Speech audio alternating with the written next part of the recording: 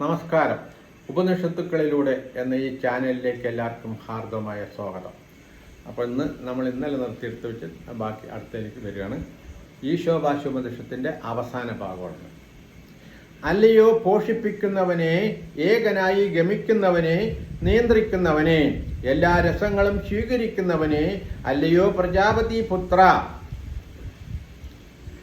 അങ്ങയുടെ രശ്മികളെ ഒതുക്കിയാലും അങ്ങയുടെ മംഗളമായ രൂപം യാതൊന്നാണോ അത് ഞാൻ അങ്ങയുടെ അനുഗ്രഹത്താൽ കാണുന്നു. യാതൊരാളാണോ ഈ ആദിത്യ മണ്ഡലസ്ഥനായ പുരുഷൻ, അവൻ ഈ ഞാൻ തന്നെയാകുന്നു. ഈ ആദിത്യൻ പരമാത്മസ്വരൂപവും പരബ്രഹ്മസ്വരൂപവുമാണെന്ന് വേദങ്ങൾ ഉദ്ഘോഷിക്കുന്നു. പരബ്രഹ്മത്തിന്റെ പ്രത്യക്ഷ പ്രതിഭാസം തന്നെയാണ് ഊർജദായകനായ സൂര്യൻ. ജീവാത്മാ പരമാത്മാക്കൾ ഒന്നു തന്നെ. ആദിത്യ മണ്ഡലസ്ഥനായ പുരുഷനും ഉപാസകനായ സാധാരണ മനുഷ്യനും ഒന്നു തന്നെ. അദ്വൈത സിദ്ധാന്തമാണ് ഇവിടെ വ്യഞ്ചിക്കുന്നത്. മരണാസന്നനായ എൻ്റെ പ്രാണവായു വായുവിനെ പ്രാപിക്കട്ടെ, പിന്നെ ഈ സ്ഥൂല ശരീരം ഭസ്മമായി തീരട്ടെ. പ്രണവശബ്ദം സങ്കല്പസ്വരൂപമായ മനസ്സെ ഓർമ്മിച്ചാലും ചെയ്തിട്ടുള്ള നല്ല കാര്യങ്ങൾ ഓർക്കുക.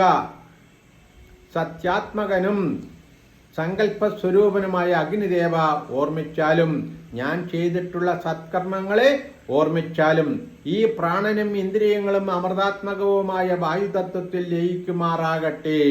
ഈ സ്ഥൂല ശരീരം അഗ്നിയിൽ ഭസ്മമാകുമാറാകട്ടെ. ഹേ പരബ്രഹ്മമേ, അങ്ങ് എന്നെയും എൻ്റെ കർമ്മങ്ങളെയും സ്മരിച്ചാലും.